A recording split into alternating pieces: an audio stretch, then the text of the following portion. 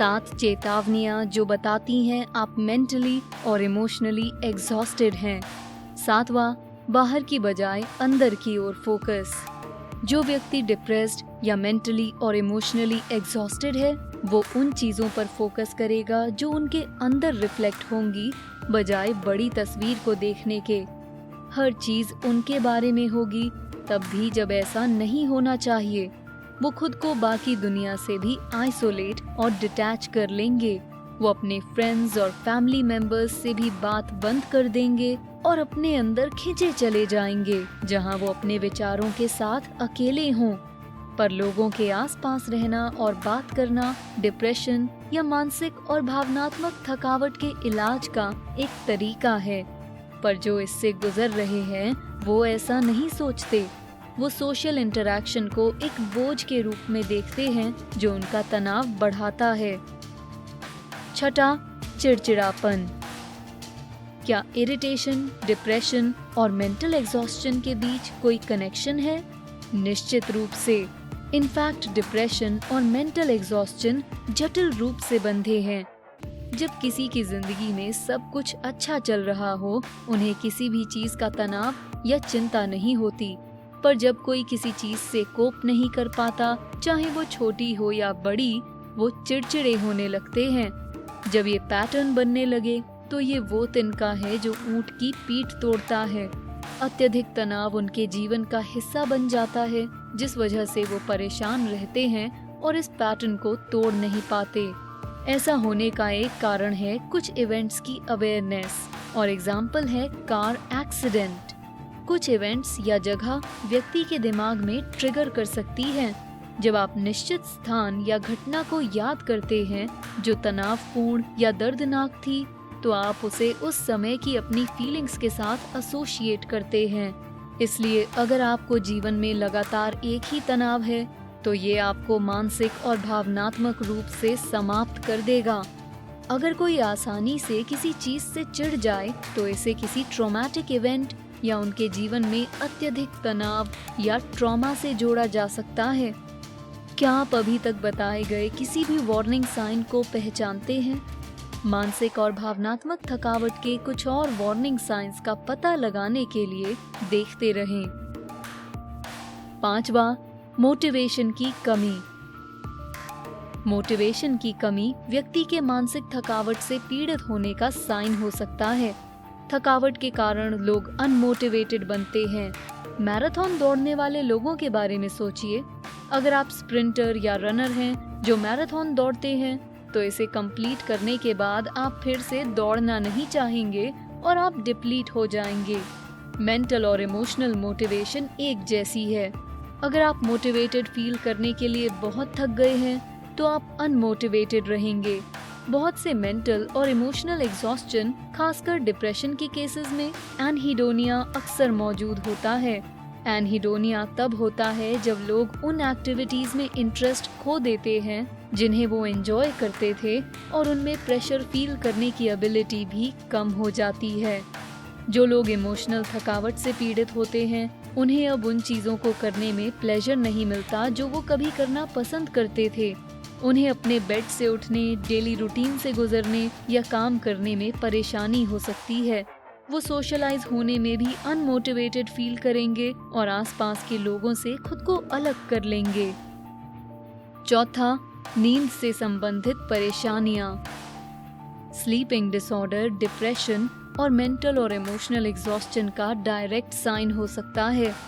जब कोई पहली बार डिप्रेस्ड या मेंटली और इमोशनली एग्जॉस्टेड होना महसूस करता है, तो सबसे पहले जो चीज वो नोटिस करते हैं वो है उनकी नींद प्रभावित होना। नींद के 2 एस्पेक्ट्स चेतावनी का संकेत हो सकते हैं। या तो कोई बहुत ज्यादा सोता है या फिर बहुत कम। जब लोग डिप्रेशन या मानसिक और भावनात्मक थकावट से पीड़ित हों, तो लोग इसलिए नहीं सो पाते क्योंकि उनकी बायोलॉजिकल रिदम भंग होती है। डिप्रेशन को सीजनल अफेक्टिव डिसऑर्डर के साथ एसोसिएट किया जा सकता है। ये तब होता है जब लोगों का टाइम शिफ्ट हो या समय बदला हो या जब दिन छोटा होने लगे। इसके अलावा अगर कोई एंटी डिप्रेसेंट्स लेता है, तो पर्याप्त नींद की आवश्यकता होती है, क्योंकि अगर शरीर को प्रॉपर रेस्ट नहीं मिलेगा तो दवा इफेक्टिव नहीं होगी। बहुत से लोग जो डिप्रेशन से पीड़ित हैं, वो या तो बहुत ज्यादा सोते हैं या बहुत कम। वो पूरे दिन बिस्तर पर सोते रहेंगे और उनमें उठने का मोटिवेशन कम होगा। दूसरी ओर उनका डिप्रेशन नींद पर असर कर उन्हें रात भर जगाता है। नींद की बीमारी सबसे कॉमन साइन है मेंटल और इमोशनल एग्जॉस्शन का, और ये दुनिया के सभी लोगों को प्रभावित करता है जो डिप्रेशन से पीड़ित हैं। तीसरा, धैर्य की कमी। हमने वीडियो में पहले भी बताया कि चिड़चिड़ाहट धैर्य की कमी से भी हो सकती है, जो डिप्रेशन और मेंटल और इमोशनल एग्जॉस्शन का कॉमन साइन है। धैर्य की कमी और चिड़चिड़ापन युवाओं में बहुत आम है, जबकि उदासी अधिक उम्र के लोगों में बहुत प्रोमिनेंट है। लोग अक्सर अपने सहयोगियों और परिवार के लोगों से दूर रहते हैं क्योंकि वो परेशान होते हैं। उन्हें बात करने की इच्छा ही नहीं होती, क्योंकि वो कई चीजें सोचते रहते हैं और किसी एक चीज पर कंसंट्रेट नहीं कर पाते। छोटी चीजें बड़ी और बड़ी चीजें और बड़ी बन जाती हैं। ये मानसिक और भावनात्मक थकावट से पीड़ित व्यक्ति के लिए बहुत ज्यादा होता है, जिससे तनाव और चिंता हो सकती है। दूसरा, भूख का बिगड़ना। शरीर में कुछ हार्मोन्स और न्यूरोट्रांसमीटर्स होते हैं जो भूख लगने पर हमारे शरीर द्वारा प्रोड्यूस होते हैं। लेकिन जब शरीर में हार्मोनल इम्बैलेंस होता है, जैसे सेरोटोनिन का कम स्तर, उससे इस प्रक्रिया में शामिल सभी हार्मोन्स और न्यूरोट्रांसमीटर्स के फंक्शंस बिगड़ते हैं जो भूख को कम करते हैं। लेप्टिन और ग्रेलिन दोनों भूख को रेगुलेट करने में इम्पोर्टेंट रोल प्ले करते हैं। जब लेप्टिन का स्तर ज्यादा होता है तो भूख कम लगती है, और जब ग्रेलिन का स्तर ज्यादा होता है तो भूख बढ़ जाती है। कई लोग जो मेंटल और इमोशनल एग्जॉस्शन से पीड़ित होते हैं, उनका वजन घटने लगता है क्योंकि उन्हें भूख कम लगती है। दूसरी ओर कुछ लोग एंजाइटी की फीलिंग को रेजिस्ट करने के लिए ओवर ईटिंग करने लगते हैं। पहला, दुखी रहना।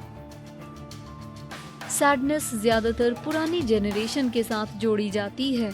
जब लोग डिप्रेस्ड या मेंटली और इमोशनली एग्जॉस्टेड होते हैं, तो वो इससे जुड़े तनाव को हैंडल नहीं कर पाने की वजह से दुखी हो जाते हैं।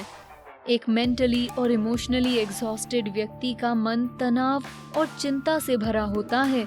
इससे लोग टूट जाते हैं और तब तक रोते हैं जब तक वो इन भावनाओं को बाहर निकालते निकालते थक नहीं जाते। अत्यधिक दुख का अनुभव करने से अक्सर सेरोटोनिन का स्तर कम होता है। बहुत से लोग जो उदास होते हैं वो डिप्रेस्ड भी होते हैं। वो निराशा को महसूस करेंगे और उन्हें लगेगा कि उनके जीवन में जो कुछ भी हो रहा है वो उनके कंट्रोल से बाहर है। डिप्रेशन और मेंटल और इमोशनल एग्जॉस्शन का इलाज कैसे करें? अगर आप मानसिक और भावनात्मक थकावट से पीड़ित हैं तो कुछ चीजों से इसका इलाज हो सकता है। एक्सरसाइज और मेडिटेशन अच्छे उपचार हैं डिप्रेशन और मानसिक और भावनात्मक थकावट के लिए। पर जब कोई डिप्रेशन का सामना कर रहा हो तो उनमें प्रेरणा की कमी हो सकती है, इसलिए ऐसा करना आसान नहीं होगा। प्रेरणा की कमी के परे देखना महत्वपूर्ण है। ये देखने की कोशिश करें कि एक्सरसाइज और मेडिटेशन के शारीरिक स्वास्थ्य लाभ न केवल इस स्थिति में मददगार होंगे, बल्कि अन्य हेल्थ इश्यूज को होने से भी बचाएंगे।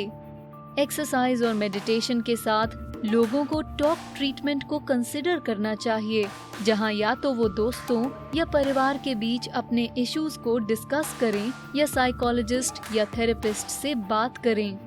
काम पर एक लंबा तनावपूर्ण दिन, उसके बाद पूरे घर में बच्चों का दौड़ते रहना और रास्ते में सामान फैलना वास्तव में किसी मानसिक और भावनात्मक स्थिति पर बुरा प्रभाव डाल सकता है। पर क्या ये डिप्रेशन के साथ भावनात्मक और मानसिक थकावट है? क्या हम इसके साथ पैदा होते हैं या फिर ये किसी ट्रॉमा से संबंधित है? डॉक्टर के मुताबिक ये दोनों का कॉम्बिनेशन है।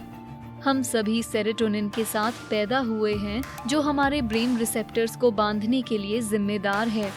लोगों में जेनेरिक म्यूटेशन होना संभव है, जहां वो उन जीन्स के साथ पैदा होते हैं जो सेरोटोनिन के उच्च स्तर का उत्पादन करते हैं या उसके विपरीत निम्न स्तर का। जो लोग सेरोटोनिन के निम्न स्तर के साथ पैदा होते हैं वो अपनी रोजमर्रा की जिंदगी में ठीक से काम कर सकते हैं, लेकिन कुछ तनावपूर्ण या दर्दनाक घटना से वो उदास या मानसिक और भावनात्मक रूप से थक सकते हैं। मेंटल हेल्थ गंभीर है और अगर आपको लगता है कि आप डिप्रेशन के साइंस दिखा रहे हैं तो मदद के लिए डॉक्टर से संपर्क करें। आपको मानसिक और भावनात्मक थकावट के कुछ और ऑब्वियस या अनऑब्वियस साइंस के बारे में क्या लगता है, हमें नीचे कमेंट्स में बताएं। ये वीडियो एंजॉय किया? लाइक बटन हिट करें और ऐसे और वीडियोस के लिए हमारे चैनल को सब्सक्राइब करें। Thanks for watching.